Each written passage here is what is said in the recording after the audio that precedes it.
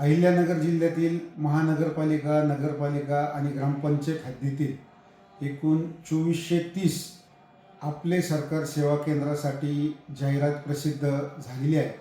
मी या व्हिडिओच्या माध्यमातून अहिल्यानगर जिल्ह्यातील सुशिक्षित तरुण तरुणी विद्यार्थी यांना आवाहन करतो की या सगळ्या आपले सरकार सेवा केंद्रासाठी आपण ऑनलाईन अर्ज करावेत.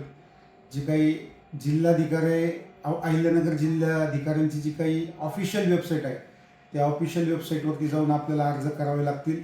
या माध्यमातून नागरिकांना विविध दाखले आणि इतर सुविधा मिळाव्यात अशी शासनाची भूमिका आहे.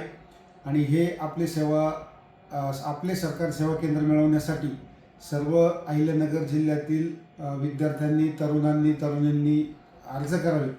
ऑनलाईन जाऊन अर्ज करायचे आहेत आणि ते अर्ज करण्याची अंतिम मुदत ही 6 जुलै आहे.